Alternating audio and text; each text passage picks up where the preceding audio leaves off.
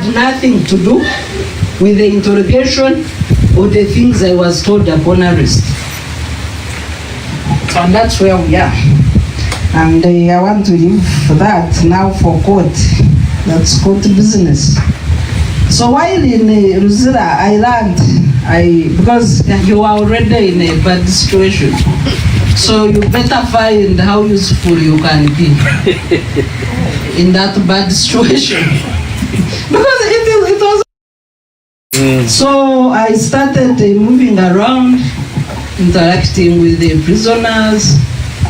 Then I found there is a Justice Defenders Department, some NGO called the Justice Defenders, doing a very good job, but with the limitations, and that's why I'm talking about them. The limitations of funding and the limitations of lawyers. And I am talking about it because of the need to volunteer and support those people of justice defenders. So generally, through observation, 70% of the women there,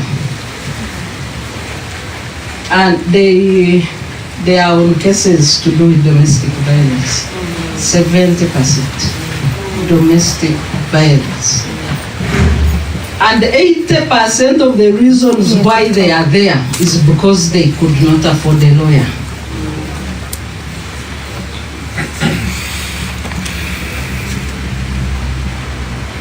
When you go to the details of the, of course, most of the women leaders in civil society visited me. I think about 90%. 90% of the women leaders visited me in prison. So I told them that we need to write a constitution for women. A simple guide to women on how to live their lives as women. Because if these women knew simple basics of what their rights are, what are the do's and don'ts in a relationship, they wouldn't be in prison. They wouldn't be. And I want to pursue that challenge. Honorable Winnie Chisa, you're here. I want to invite you and give you a bigger mentorship challenge. I know you have done so well and you made us proud, always.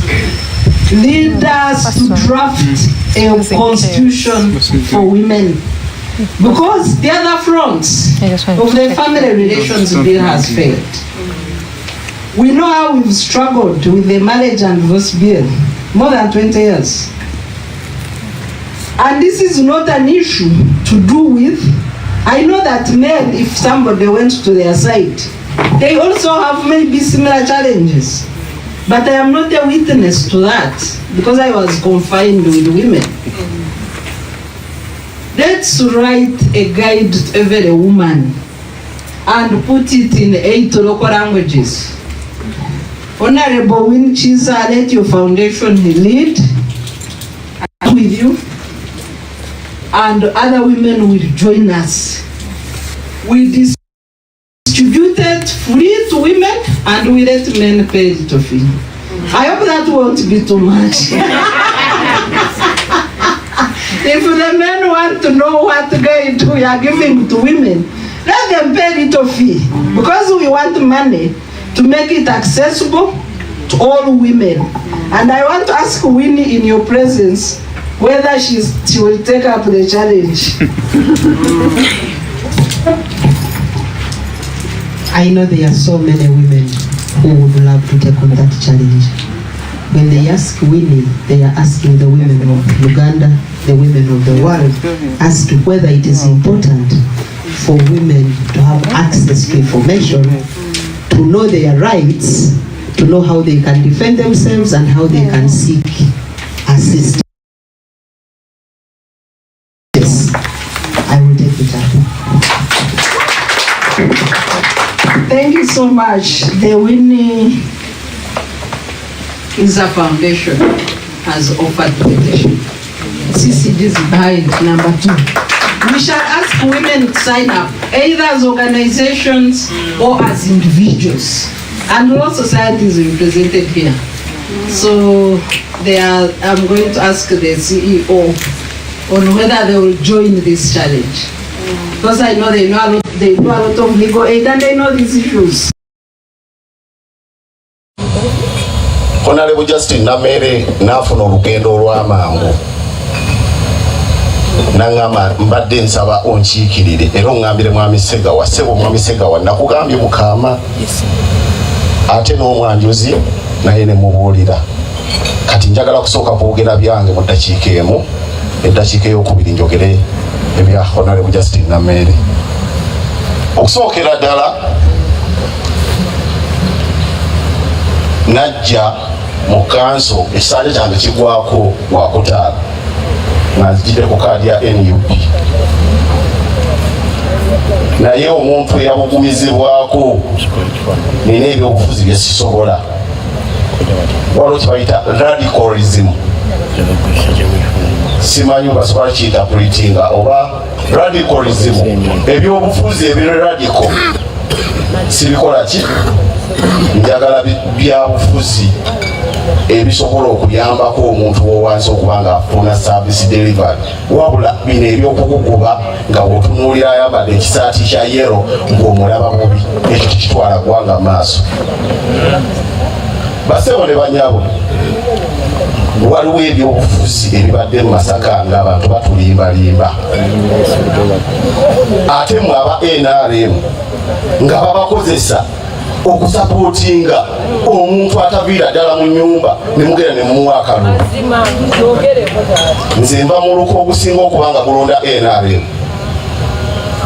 ogwekakuna. Pulezidenti Museveni bukyajja mbuyinza teguwangulwangako opposition. Nze nasooka okukola ki naye bw'onoonyaamu aba opposition 10 obafunamu. Kati njagala mubeere nga muli bantu bagumu nga bw'oba ogenda okunoonya akalungu okimanyi okawa muntu owa NRM agenda okugattako kubanga abantu mu opposition ne b'onoomulonda tagenda kusiima. Balina agenda yaabwe yanjawulo nnyo n'eyaffe ya NRM. Teriyo bantu balina byabufuzi biboora nga bantu b'opposition.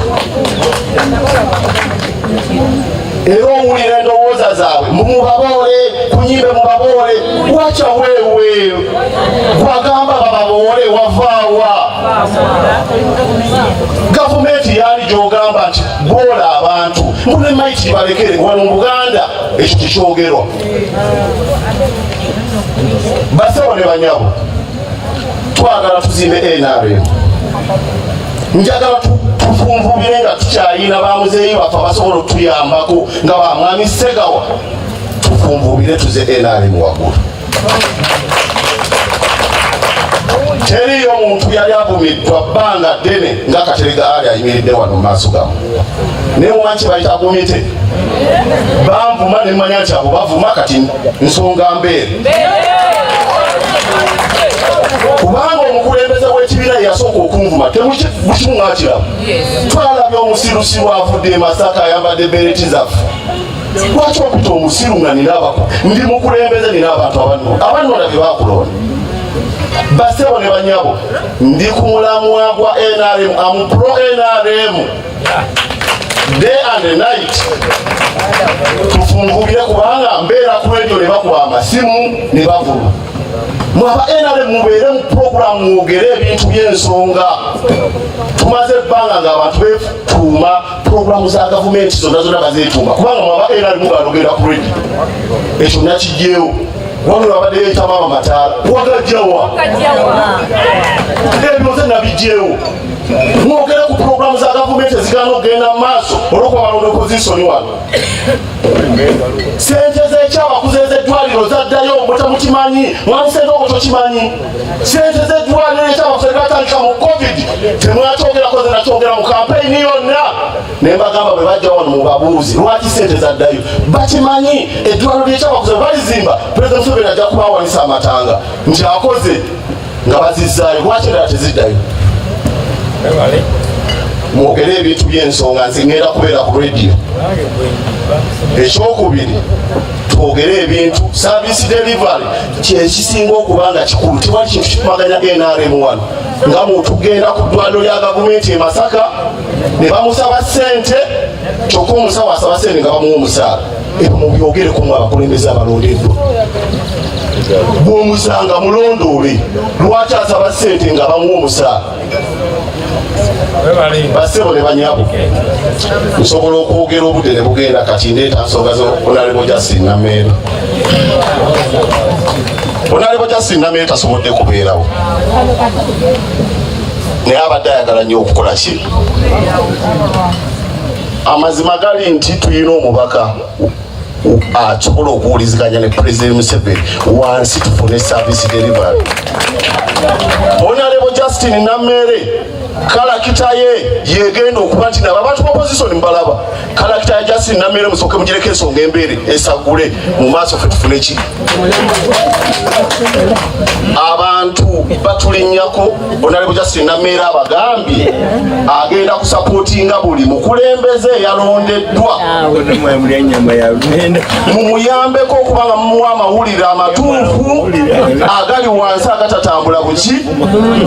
Justin Namere n'abasaba era n'asaba mwami Segawa akugambye nti abadde ateekwa okubeerawo era ngambye tagamba nti naganye invitation yagifuna naye agenze Kampala kubanga byabaddemu abaana be nga bateeka okugenda ku ssomero olwaliro ate nga enkyagenda olwagenda kukola covid enkyalaba president n'agamba nti buli mukulembeze ali wano abaayitamu n'abataayitamu muli bumu era enkiiko zino bw'anaakwatagana ne mwami Segawa nga byali mu kukola Masaka egenda tunyumira. Bassebo ne bannyabo Honorable Justin Namere abatumidde nnyo. Siina byendi bye nsobola kwongako nnyinza okwonoona speech ye byebyo. Mubeere bulungi. Tweyanza nnyo.